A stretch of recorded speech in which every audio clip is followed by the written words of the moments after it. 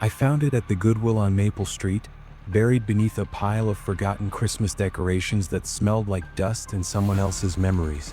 The box was old, corners soft and splitting, held together by yellowed tape that crumbled at my touch. The price tag read $3, handwritten in faded marker. $3 for what the box promised was a vintage elf on the shelf, the kind they made in the 80s before everything became plastic and disposable. I needed something for Emma. She was 7 years old, and this would be our first Christmas without her mother. The divorce had left me with an apartment I could barely afford, a custody agreement that gave me weekends and holidays, and a desperate need to make this season magical despite everything. An elf on the shelf seemed perfect. Something to distract her, something to make her smile. The woman at the register barely looked at me as she scanned the box. She paused for a moment, her fingers hovering over the barcode, and I could have sworn I saw something flicker across her face.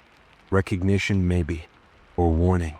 But then it was gone, and she was sliding the box into a plastic bag and telling me to have a nice day in that monotone voice retail worker's perfect after years of repetition. I didn't open the box until I got home. My apartment was small, just 2 bedrooms and a kitchen that doubled as a living room, but I had put up a tree by the window and hung lights around the doorframe. It looked like Christmas, even if it didn't quite feel like it yet. The elf was heavier than I expected. That was the first thing I noticed as I lifted it from the tissue paper. It wasn't stuffed like the modern versions. This one was ceramic, painted with careful precision, its face frozen in a smile that didn't quite reach its eyes. Those eyes were black and glossy, reflecting the Christmas lights in a way that made them seem almost wet, almost alive. But it was the journal that stopped my heart. It was tucked beneath the tissue paper, a small composition notebook with a marbled cover. The pages were yellowed and brittle, filled with the handwriting of a child. Uneven letters, sometimes pressing so hard the pencil had torn through the paper. The first page had a name written at the top in careful block letters, Timmy Marshall, and beneath that a date, December 3rd, 1998. I sat down on my couch and began to read. The first few entries were normal enough. Timmy wrote about finding the elf at his grandmother's house after she passed away. He wrote about how excited he was to have it, how he named it Mr. Jingles, how he put it on his bookshelf so it could watch over him while he slept. But by the 4th entry, the tone had changed. The handwriting was shakier, the words pressed deeper into the page. Mr. Jingles moved last night. I saw him. I was awake and I saw him turn his head. Mom says I was dreaming, but I wasn't. I know I wasn't. I turned the page. The next entry was dated 2 days later. I found the rules. They were hidden inside the box, folded up really small. Grandma must have put them there. I'm writing them here so I don't forget. What followed made my blood run cold. Rule 1. Never touch it with bare skin. Always use gloves or cloth. Rule 2. Leave the television on static at night. The sound keeps it sleeping. Rule 3. Never let it see you awake after midnight. If you wake, keep your eyes closed. Do not move until morning. Rule 4. If you see it move, pretend you didn't. Never acknowledge what you witness. Attention feeds it. Recognition gives it life. Below the rules, in handwriting that trembled so badly I could barely read it, Timmy had written, "It's not a toy. It's a cage. Something lives inside the ceramic. Grandma kept it locked away for years. Now it's in my room. Now it watches me." The entries continued for 3 more weeks. Each one was more frantic than the last. Timmy wrote about waking up to find the elf in different positions. He wrote about burn marks on his hands that appeared after he accidentally touched its face. He wrote about whispers he heard in the static of the television, words he couldn't quite understand but that made him feel cold inside. The final entry was dated December 24th, 1998. Christmas Eve. I broke Rule 3. It saw me awake. It was sitting on my chest when I opened my eyes. It was so heavy, so cold. Its mouth was open and something was coming out. Something dark. I tried to scream, but I couldn't. I couldn't move. I couldn't. The entry stopped mid-sentence. The rest of the journal was blank. I looked up from the notebook, my hands shaking. The elf sat on my coffee table where I had placed it, its painted smile gleaming in the Christmas lights.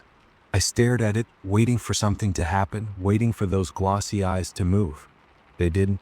Of course they didn't. It was just a doll, just ceramic and paint and the overactive imagination of a child from 25 years ago. I picked up my phone to record a video, wanting to document how ridiculous this all was. I zoomed in on the elf's face, focusing on those black, empty eyes. The camera lens blurred for just a moment, struggling to find focus in the dim light. And in that moment, the elf's painted eyes snapped sharply to the left, looking directly at the camera lens. I jerked back, nearly dropping my phone. When the camera focused again, the eyes were back to center, staring straight ahead as if nothing had happened. But something had changed. A small trickle of dark fluid was now leaking from its ceramic tear duct, running down its painted cheek like a single black tear. The journal slipped from my fingers and fell to the floor, landing open to Timmy's final entry. I read those unfinished words again, and for the first time, I understood the fear behind them. This wasn't a children's story. This wasn't a game. This was a warning. And I had already brought it into my home. I didn't sleep that night. I sat on my couch with every light in the apartment turned on, the elf positioned on the mantel above my fake fireplace where I could see it from anywhere in the living room. The dark streak on its face had dried by morning, leaving behind a stain that looked almost like a scar. I told myself it was a trick of the light, a smudge from the thrift store, anything but what I had seen on that video. But I couldn't delete the footage. I watched it 17 times before sunrise, pausing at the exact moment the eyes moved, zooming in until the pixels became meaningless squares of color. Each time, I hoped to see something different. A shadow, a reflection, some logical explanation that would let me laugh at my own paranoia. Each time I saw the same thing. Those painted eyes, moving with deliberate precision, looking at me. Emma was coming for Christmas. She would be here in 5 days, and I had promised her magic. I had promised her an elf on the shelf that would move around the apartment each night, hiding in new places, watching over her while she slept. How could I explain that the elf was real? That it moved on its own? That touching it might burn her skin? I couldn't. So I made a decision. I would follow the rules. The first thing I did was find gloves. I owned exactly one pair leather driving gloves I had received as a gift years ago and never worn. They felt stiff and awkward on my hands as I approached the elf, but I forced myself to pick it up anyway. It was heavier than before, or maybe I was just more aware of its weight now. The ceramic was cold despite the heating being on, cold in a way that seemed to seep through the leather and into my bones. I moved it to the bookshelf in Emma's room. She would expect it there, watching over her while she slept. The thought made me sick, but I positioned it carefully on the highest shelf, facing the wall so those dead eyes wouldn't stare at her bed. The television was harder. I didn't have cable, just a streaming service that connected to a flat screen I had bought secondhand. But after an hour of searching online, I found an app that played static. White noise, they called it. Good for helping babies sleep. I downloaded it and set it to play all night, the sound filling my apartment with that familiar hiss and crackle. For 3 days, nothing happened. I began to relax. I began to think that maybe Timmy had been a disturbed child, that his grandmother had been senile, that the rules were nothing more than the product of overactive imaginations and old superstitions. The elf sat on the shelf in Emma's room, motionless, harmless. I even started planning where to move it each night when she arrived, making a list of hiding spots that would delight her. On the 4th day, I made a mistake. I was cleaning the apartment, preparing for Emma's arrival, and I had forgotten about the gloves. They were in my bedroom, tucked into a drawer, and I was dusting the bookshelf without thinking about what sat upon it. My hand brushed against the elf's ceramic arm as I reached for a book behind it. Just a touch, barely a second of contact, skin against cold porcelain. The pain was immediate. It felt like pressing my palm against a hot stove, except the sensation was ice instead of fire. I yanked my hand back, gasping, and looked down at my fingers. The skin where I had touched the elf was already blistering, red welts rising along my knuckles and the side of my thumb. But it wasn't just redness. There were patterns in the burn, lines that almost looked like words in a language I didn't recognize. I ran to the bathroom and held my hand under cold water, but it didn't help. The burning continued for hours, throbbing with my heartbeat, and when the blisters finally subsided, they left behind scars that looked like tiny cracks in my skin, like the surface of old ceramic. Rule 1 wasn't a superstition. It was a warning I had ignored. I bandaged my hand and returned to Emma's room, determined to put the elf somewhere safer. Somewhere I wouldn't accidentally touch it again. But when I entered the room, I stopped in the doorway, my breath catching in my throat. The elf had moved. It was still on the bookshelf, still on the highest shelf, but it was no longer facing the wall. It had turned around completely, its painted face now looking directly at the door. Directly at me. And its pose had changed. When I had placed it there 3 days ago, its arms had been at its sides, hanging limply like any normal doll. Now they were raised, its small ceramic hands pressed over its painted eyes, covering its eyes, blocking its vision, as if it didn't want to see something, or as if it was waiting for something it wasn't supposed to witness yet. I stood there for a long time, staring at the elf, trying to understand what was happening. The logical part of my brain screamed at me to throw it away, to smash it against the wall, to get it out of my home before Emma arrived. But another part of me, the part that had watched the video 17 times, the part that had felt the burn on my skin, knew that destroying it might be worse. The ceramic was a cage Timmy had written. Something lived inside. What would happen if I broke the cage? I left the elf where it was. I left the television playing static. I went to bed and did not sleep, my bandaged hand throbbing in the darkness, my eyes fixed on the ceiling as I listened to the white noise hiss through the walls. In Emma's room, the elf waited. Its hand still covered its eyes. But I knew with a certainty I couldn't explain that it was still watching. The days blurred together after that. I moved through my apartment like a ghost, hyper-aware of every sound, every shadow, every flicker of movement at the edge of my vision. The burn on my hand refused to heal. The blisters had faded, but the scars remained, those strange patterns that looked like cracks in old porcelain. Sometimes, late at night, I could swear they pulsed with a cold that had nothing to do with the winter air outside. I kept the static playing constantly now. Even during the day when the rules said nothing about television or sleep, I left it on. The sound had become a comfort, a white noise barrier between myself and whatever lived inside that ceramic shell.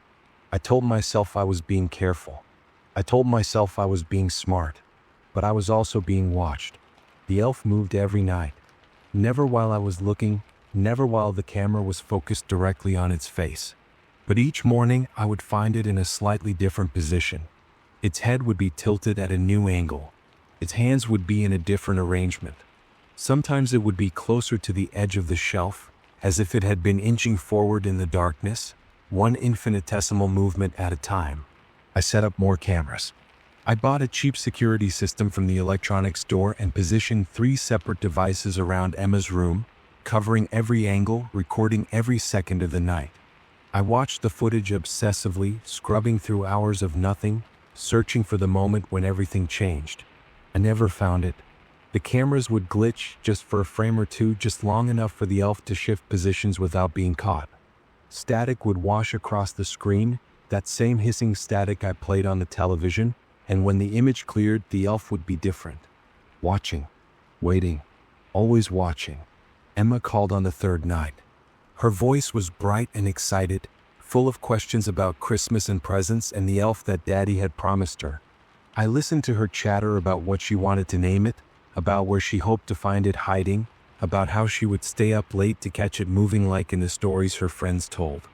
I wanted to tell her not to come. I wanted to tell her that Daddy had made a mistake, that Christmas would have to wait, that there was something in the apartment that couldn't be explained and couldn't be stopped. But I heard her laughter, and I remembered why I had bought the elf in the first place. I remembered the divorce, the loneliness, the desperate need to give her something magical in a year that had been anything but. I couldn't take that away from her. So I said nothing about the rules. I said nothing about Timmy Marshall or his grandmother or the burns on my hand that I would have to hide beneath bandages when she arrived. I told her I loved her and that I couldn't wait to see her and that this would be the best Christmas ever. When I hung up the phone, the elf's hands were no longer covering its eyes. I noticed it immediately, that cold shock of recognition that had become familiar over the past week. The elf sat on the bookshelf exactly where I had placed it, but its arms were at its sides again. Its painted face was fully visible, that frozen smile stretching across its ceramic features, those black eyes reflecting the Christmas lights I had hung around the room to make it festive for Emma. It was looking at the phone in my hand. It had heard everything. I didn't sleep that night. I sat in the living room with my laptop open, searching for anything I could find about the elf, about Timmy Marshall, about ceramic vessels and entities in Containment. Most of what I found was useless, creepypasta stories and horror movie plots that had nothing to do with reality. But buried deep in a forum dedicated to paranormal investigations, I found a thread from 2003. The post was titled, "The Marshall Family Incident: What Really Happened?" I read it with growing horror. The thread described a case from Christmas of 1998. A family in Ohio found dead in their home on Christmas morning. The parents had been discovered in their bed, faces frozen in expressions of absolute terror, cause of death listed as cardiac arrest brought on by extreme psychological shock. The son, Timothy Marshall, age 9, was never found. His room showed signs of a struggle, scratch marks on the walls, his bedsheets torn to ribbons. But there was no blood, no body, no indication of where he had gone. The only item missing from the home was a ceramic elf that his grandmother had kept locked in her attic for decades. I closed my laptop. My hands were shaking so badly that I could barely hold the device. Across the apartment in Emma's room, I heard a sound. A soft creak like weight shifting on old wood, like something climbing down from a high shelf. I didn't investigate. I didn't move. I sat on my couch and stared at the wall and listened to the static playing from the television and prayed that the sound was enough to keep whatever lived in that ceramic shell dormant for one more night. When morning came, I found the elf in the hallway. It was sitting in the middle of the floor, directly between Emma's room and my bedroom. Its painted smile seemed wider than before, its black eyes seeming to track me as I stepped over it and walked to the kitchen to make coffee I couldn't taste. 2 days until Emma arrived. 2 days until I had to pretend everything was normal. 2 days until I had to share this apartment with my daughter and the thing that watched us both. The elf sat in the hallway, motionless and patient, and I knew with terrible certainty that it was counting down the hours just like I was. Emma arrived on a Saturday morning, her face flushed with cold and excitement, her small suitcase covered in stickers of cartoon characters I didn't recognize. She threw herself into my arms the moment her mother's car pulled away, squeezing me with a strength that surprised me, and for just a moment I forgot about the elf. I forgot about the rules. I forgot about everything except the warmth of my daughter and the fierce, desperate love that made me want to protect her from every darkness in the world. But I couldn't protect her from something I didn't understand. The elf was on the mantel when we entered the apartment. I had moved it there that morning, positioning it carefully with gloved hands, making sure its painted face was turned toward the window rather than the room. Emma spotted it immediately. Her eyes went wide, and she let out a squeal of delight that should have warmed my heart but instead sent ice through my veins. She named it Snowball. She talked to it constantly, telling it about her day, about her friends, about the presents she hoped to find under the tree on Christmas morning. I watched her from the kitchen, my bandaged hand hidden in my pocket, my eyes never leaving the ceramic figure that sat above the fireplace and seemed to drink in every word my daughter spoke. Attention feeds it, Timmy had written. Recognition gives it life. I wanted to explain. I wanted to warn her. But how do you tell a 7-year-old that the magical Christmas tradition she's been dreaming about is actually a prison for something that shouldn't exist? How do you take away her joy without destroying her trust? You don't. You just watch. You just wait. You just hope that the rules are enough. The first night passed without incident. I slept on the couch in the living room, positioning myself between Emma's door and the elf on the mantel. The static played all night, that hissing white noise that had become as natural to me as breathing, and when morning came, the elf hadn't moved. Emma found it in the same position and seemed disappointed, asking me why Snowbell hadn't hidden somewhere new like her friends' elves did. I moved it to the bookshelf in her room while she ate breakfast. I told her the elf would be more active once it got to know her. I lied through my teeth with a smile on my face, and she believed me because she was 7 years old and still thought her father could fix anything. The second night was different. I woke at 3 in the morning, jolted from a dreamless sleep by a sound I couldn't identify. The static was still playing, that constant hiss filling the apartment, but beneath it I heard something else. A soft crackling like ice forming on a window, like ceramic shifting against ceramic. I lay perfectly still. Rule 3 echoed in my mind, those words I had memorized without meaning to. Never let it see you awake after midnight. If you wake, keep your eyes closed. Do not move until morning. But my eyes were already open. I had opened them without thinking, reacting to the sound on pure instinct, and now I couldn't close them. I stared at the ceiling of my living room, at the shadows cast by the Christmas lights, at the darkness that seemed deeper than it should have been. And then I felt the weight. It pressed down on my chest slowly, deliberately, like someone placing a heavy stone on my sternum 1 ounce at a time. I couldn't breathe. I couldn't move. I could only lie there as the pressure increased, as the cold seeped through my shirt and into my skin, as the darkness above me began to take shape. The elf was sitting on my chest. It was so close that I could see every detail of its painted face, every crack in its ceramic smile, every fleck of color in its black, bottomless eyes. It was heavier than any doll had a right to be, heavier than ceramic and stuffing could account for, as if something vast and dense had been compressed into that small, innocent shell. Its mouth was open. I hadn't noticed before. In all the times I had looked at the elf, examined it, recorded it, I had never seen its mouth open. But now its painted lips were parted, revealing a darkness inside that seemed to go on forever, a void where teeth and tongue should have been. Something was moving in that darkness. Something was rising from the depths. I remembered Timmy's final journal entry. I remembered his unfinished words, the terror that had driven him to write until he couldn't write anymore.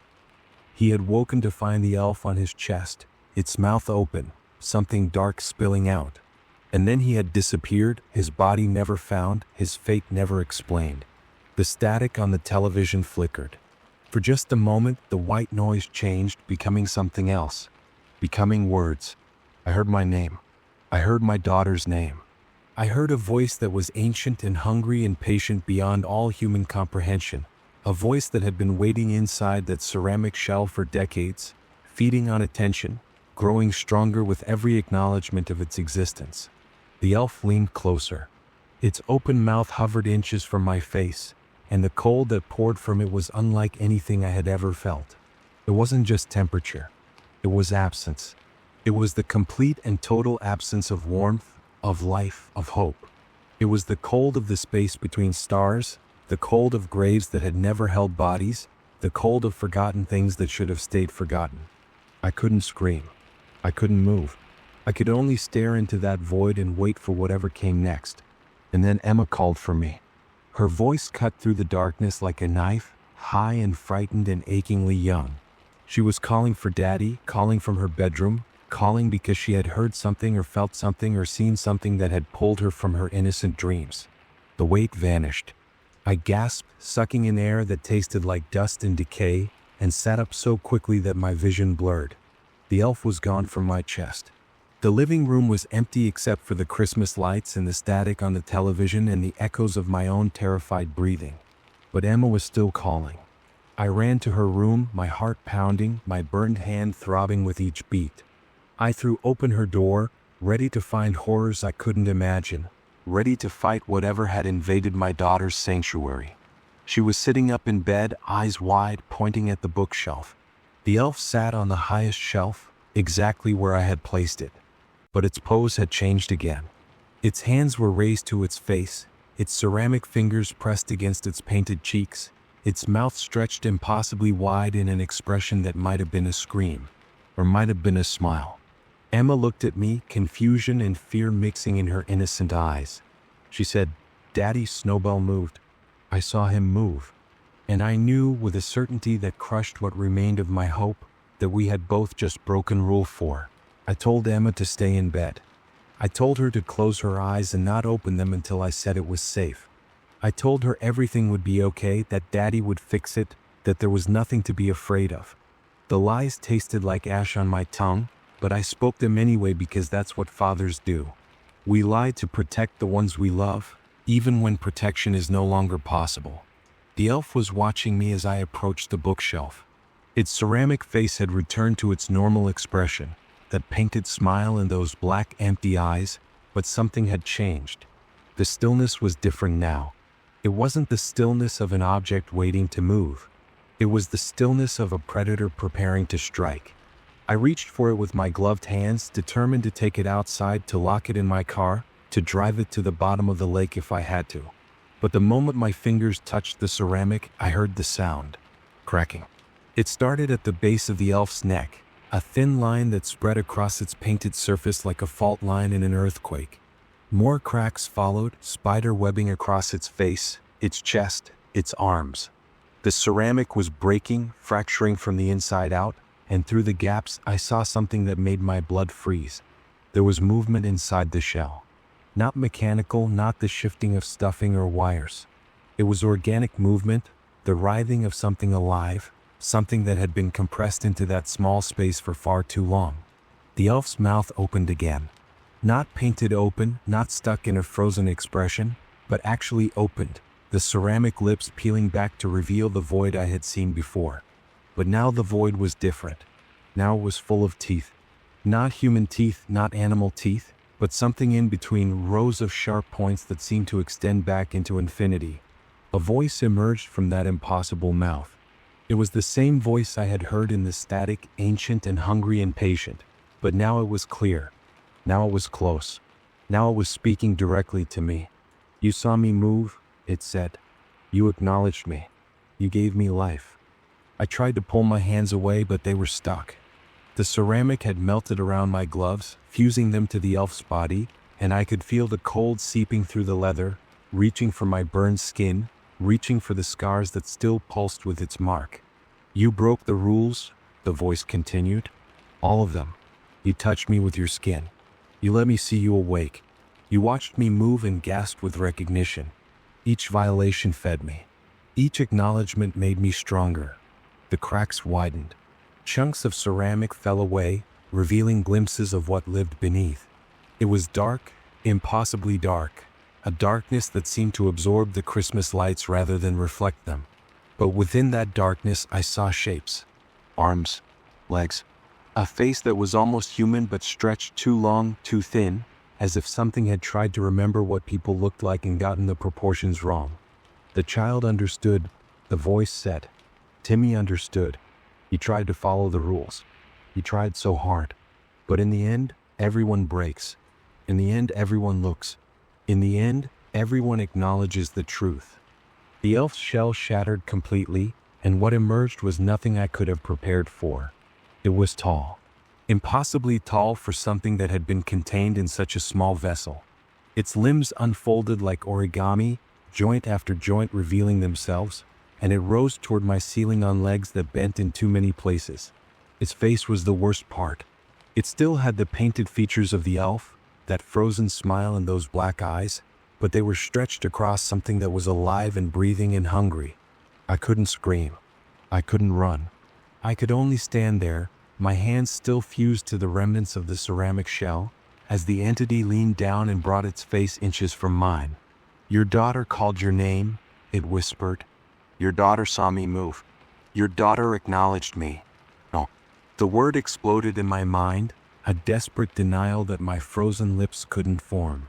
Not Emma. Please God, not Emma. Take me instead. Take everything I have. Just leave my daughter alone. The entity tilted its head, that too wide smile stretching even further. She's already mine, it said. She gave me her attention. She gave me her recognition. She gave me a name. Snowbell, I thought, horror washing through me like ice water. Emma had named it. Emma had talked to it. Emma had fed it with every word, every glance, every moment of innocent belief. But you, the entity continued, you broke Rule 3. You let me see you awake. That makes you special. It released my hands and I stumbled backward, my gloves still fused with melted ceramic, my burned scars pulsing with cold fire. The entity watched me with those painted eyes, patient and amused, like a cat watching a mouse that had nowhere left to run. The ceramic was my prison, it said. Now I need a new one. I understood then. I understood everything. The entity couldn't survive in the open world, not fully. It needed containment, a vessel to hold its essence, a shell to keep it anchored to reality. That's why it had been trapped in the elf for so long. That's why it had been passed from owner to owner, each one feeding it, each one breaking the rules, each one becoming the new shell. I thought of Timmy Marshall, his body never found. I thought of his grandmother, who had kept the elf locked away for years. I thought of everyone who had owned this thing, who had acknowledged it, who had given it the attention it needed to survive. The entity reached for me, and its touch was colder than anything I had ever felt. Colder than the burn on my hand. Colder than the void I had seen inside the ceramic shell. It was the cold of ending, the cold of transformation, the cold of becoming something other than human. But before it could complete its reach, a small voice spoke from the doorway. "Snowbell?" Emma stood there, her eyes wide, her small body trembling. She had ignored my instructions. She had come to find me. She had seen everything. The entity turned its painted face toward my daughter, and its smile widened with an excitement that made my soul want to flee my body. "Hello, Emma," it said. "I'm awake too." I moved without thinking. I threw myself between them, blocking Emma from the entity's gaze, shielding her with my own body. The cold hit me like a wall, driving me to my knees, but I didn't fall. I couldn't fall. If I fell, there would be nothing between this thing and my daughter. "Run," I gasped. "Emma, run. Don't look back. Don't ever look back." I heard her footsteps, heard the apartment door slam, heard her screaming for help as she ran into the night. And then I felt the entity's attention return to me, its full, terrible focus settling on my shoulders like a weight that would crush me into nothing. "Brave," it whispered, "but foolish. She'll remember me. She'll think about me. She'll give me her attention again eventually. They always do." The cold intensified, and I felt myself beginning to change. My skin hardened. My joints stiffened. My vision narrowed to a single point of darkness that grew larger and larger until it consumed everything. The last thing I saw was my own reflection in a shard of broken ceramic. My face was smooth and pale, frozen in an expression I couldn't control. I was smiling. And somewhere far away, I heard the entity laugh with a voice that sounded exactly like mine. The next morning, a single father on a budget walked into a Goodwill on Maple Street.